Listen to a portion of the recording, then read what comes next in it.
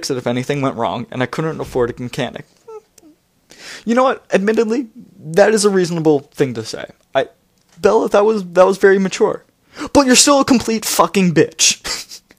Your dad tells you about this nice car that he found. He was looking out for a car for you. He didn't have to care. You're coming to a new place. He'd be like, be glad you're here in the first place. Be glad I got you signed up for school and I'm going to be paying for your stuff.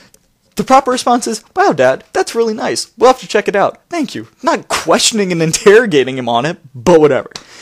I don't really know anything about cars, blah, blah, blah, blah, blah. Really, Bella, the Thing runs great. They don't build them like that anymore. The Thing, I thought to myself. It had possibilities, as a nickname at the very least. I imagine what she's thinking, too, is like she's going to paint a Fantastic Four logo on the front, put like some orange gravel on the side. To me, that'd be pretty fucking awesome. How cheap is cheap? After all, that was the part I couldn't compromise on. Again, she admits she can't afford a car, period. What does it matter how cheap it is? Clearly she was expecting him to give her a car. Completely changing what she said. Well, honey, I kind of already bought it for you. As a homecoming gift. Charlie peeked sideways at me with a hopeful expression. Well, I guess they're in the car, so that doesn't make sense. I was going to make a joke, but fair enough. Wow. Free. That was a whole paragraph, people. 2 words. Really developing the plot. You didn't need to do that, Dad. I was going to buy myself a car. No, you weren't! You said you didn't have money! Shut up, Bella. You are a horrible liar. You even said you're a horrible liar. I don't mind. I want you to be happy here. He was looking ahead at the road when he said this. Charlie wasn't comfortable with expressing his emotions out loud. I inherited that from him. So I was looking straight ahead as I responded. Characterization again! That's really nice, Dad. Thanks. I really appreciate it. No need to add that my being happy in Forks is an impossibility. He didn't need to suffer along with me. And I never looked at a free truck in the mouth. A free truck in the mouth. Oh, this is a really common phrase. It's a free gift horse in the mouth. It's to say you're not going to badmouth it. That's what horse technically means. H-O-A-R-S-E. And I might sound like a dumbass here, if I'm using this wrong. But this is, the way I learned it, is that, you don't want to speak badly of it. She just says, I wouldn't never look a free truck in the mouth. Or engine. What the hell? Again, I would get if Stephenie Meyer was trying to characterize Bella as a typical teenager and being a complete dumbass, but clearly she's supposed to sound intelligent, and she is not. At all. Well now, you're welcome, he mumbled, embarrassed by my thanks. We exchanged a few more comments on the weather, which was wet, and that was pretty much it for conversation. We stared out the windows in silence. I really feel like I'm right there, in this boring, awkward, slow-paced car ride, just droning through this horribly soggy and wet city, feeling like there's no hope for anything interesting to happen at the moment. And I apologize, I just hit my microphone, so if anyone goes deaf, my bad. It was beautiful, of course. I couldn't deny that. Bullshit! You just denied it a few lines ago! Whatever, you said you couldn't even be happy in Forks, but let's go on. I couldn't deny that. Everything was green. The trees, their trunks covered with their moss, their branches hanging with a canopy of it, the ground covered with ferns. Again, I can picture that. It's a very green, wet kind of area. It's almost like a rainforest. It's good imagery. Even the air filtered down greenly through the leaves. Fuck. Simply put, I like reading. Let me say that much. That's why I'm doing Let's Reads. I can't picture, unless you are right next to fucking Sharon Noble, having the air filter down green. Is the chlorophyll in the air so bad and so abundant from the greenery that it's become green itself? That analogy, not that analogy, it's a metaphor. That metaphor makes absolutely no sense. It was too green, an alien planet. No shit, Sherlock! The air is green. You know what color air is? Clear! It has no color! Eventually we made it to Charlie's. He still lived in the small 2-bedroom house that he'd bought with my mother in the early days of their marriage. Those were the only kind of days their marriage had. The early ones. There, parked on the street in front of the house that never changed, was my new to me, truck. Again, you bitch! Who cares if it's new to you? You don't have to tell us again. We know you really hate this truck because, oh, horrors of horrors, someone else owned it. You're not paying for it! God. It was a faded red color with big rounded fenders and a bulbous cab. Gee, I wonder how else that could be applied. But then again, I really don't trust Stephenie Meyer to make any sort of intelligent comment on sexuality or, her desire for a female body, but hey, she's dating Edward after all, so maybe it's really just subtext. Well, don't want to spoil anything. To my intense surprise, I loved it. I didn't know if it would run, but I could see myself in it. Plus, it was one of those solid iron affairs that never gets damaged. The kind you see, I love this, the kind you see at the scene of an accident, paint unscratched, surrounded by the pieces of the foreign car it had destroyed. Two things. One, what fucking car does that? I have never seen a car slam through another car unscratched, unless you have like a tractor trailer and a smart car. Yeah, maybe then it's like a fly on the windshield. I can get that. But just a truck? No, that doesn't happen. Two, what makes you happy is that if you got in an accident, not that you would be safe, but that you can obliterate the other car, hopefully and probably killing them. So we can add sociopathy to her list of wonderful characteristics. Wow, Dad, I love it! Thanks! Now she's appreciative. Now that she knows that she can kill people with it. Now my horrific day tomorrow would be just that much less dreadful. Get a live journal, girl. I wouldn't be faced with the choice of either walking 2 miles in the rain to school or accepting a ride in the Chief's cruiser. Again, who would be upset about going to school not only in a police car, but the police chief's car? That's awesome! Even in high school I would have think that was cool. Come on! I'm glad you like it, Charlie said gruffly, embarrassed again. He's really embarrassed about people talking to him. He seems very shy. Seems odd if you would be police chief. Like, what if you're going to arrest someone?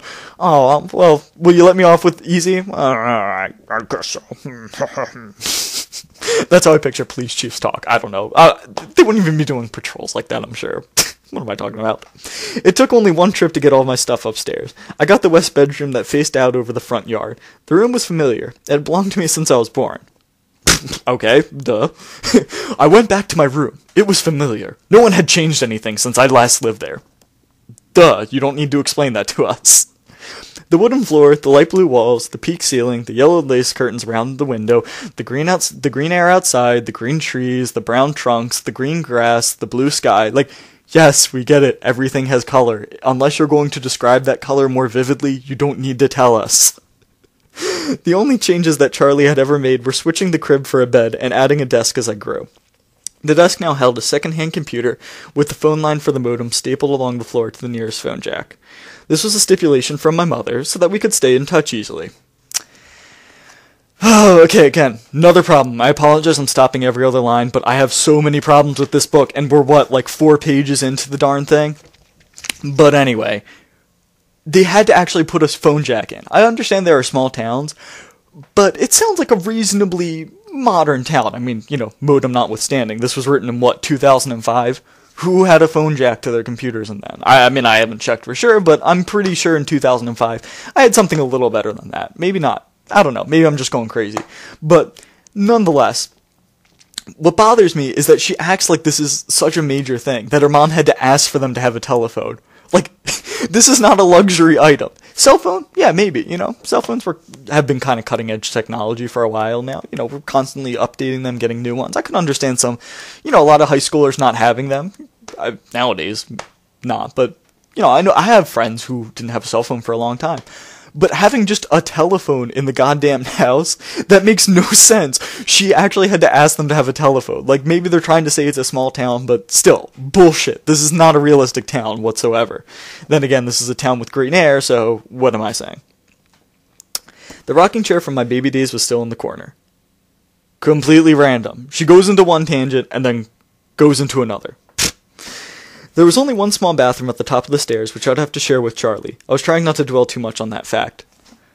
There are people, heck, in my own life, my mom had to share a bathroom with 8 people in a tiny little house at once. You can fucking deal with having 2 people and 1 bathroom. I'm in college right now. We have an entire floor of guys. There's about, let me think, at least 8, maybe 10 dorms, and 2 per dorm. So that's about 20 people. We have 3 stalls and 3 showers. 1 bathroom. Okay? You can fucking deal with 1 bathroom with 1 other parent in the house. Bitch. One of the best things about Charlie is he doesn't hover. He left me alone to unpack and get settled, a feat that would have been altogether impossible for my mother. It was nice to be alone, not to have to smile and look pleased, a relief to stare dejectedly out the window at the sheeting rain, and let just a few tears escape, while I ran the blade through my wrists, and wrote horrible poetry with my blood, with my quill pen, as I smoked a cigarette in an ironically large holder. Like, come on. Could you characterize her any more as a stereotypical emo? God, that... No, I want to see that shit. Replace Bella with an emu. That would be either hilarious or awesome. Probably both. Although this is kind of hard to beat for comedy, but we'll get into that. I wasn't in the mood to go on a real crying jag. Who uses that word? Hey, are you going to a crying jag? Oh, yeah. Hells yeah, man.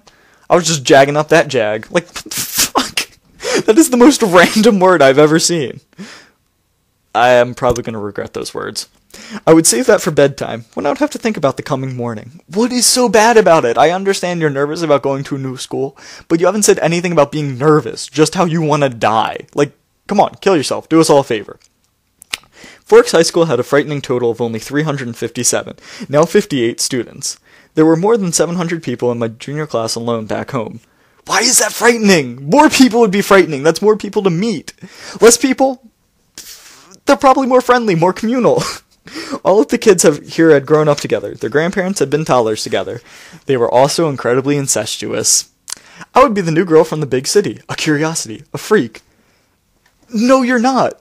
You're going to be the girl who's telling everyone, oh my god, I hate it here. I just moved from the city. Like, no one would probably notice you or care unless you announce it to everyone. And then you're just doing a self-fulfilling prophecy. That's incredibly obnoxious. Maybe if I looked like a girl from Phoenix should, I could work this to my advantage. But physically, I'd never fit in anywhere. I should be tan, sporty, blonde, a volleyball player, or a cheerleader perhaps. All the things that go with living in the Valley of the Sun. No. I think you just described a California-type girl. You live in Phoenix, Arizona. I've never been to Phoenix, but I picture that people aren't typically stereotyped by blonde hair, being sporty, being fit. I mean, maybe they are. I'm not going to judge, if you're from Phoenix or Arizona in general, or, the West in any time. I won't judge. But I've never, when I think of blonde hair, sporty figures, I'm not like, Phoenix, that's where the girls are at. No, it's California. God, get your geography right, woman. Well, coming from the guy who can't even name all the capitals. Instead, I was ivory-skinned without even the excuse of blue eyes or red hair, despite the constant sunshine. No! Hair color, eye color, skin color even. All are affected by genetics. The sun has nothing to do with it.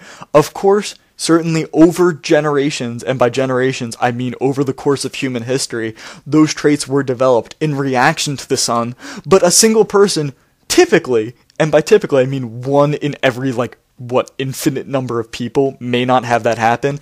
They aren't affected by the sun. You might get a darker skin tone from being tan, but typically your hair color does not change. Or at least it wouldn't change from brown to blonde or red. That makes no fucking sense.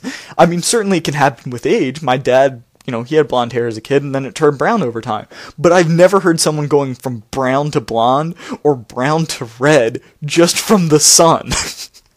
She has some serious issues with biology. I'd always been slender, but soft somehow. Obviously not an athlete. Is it some surprise that slender people aren't soft? Do you see that slender person? Yeah, they were so prickly and jagged and angly. What the fuck? I didn't have the necessary hand-eye coordination to play sports without humiliating myself, and harming both myself and anyone else who stood too close. That I believe. When I finished putting my clothes in the old pine dresser, I took my bag of bathroom necessities and went to the communal bathroom to clean myself up after the day of travel.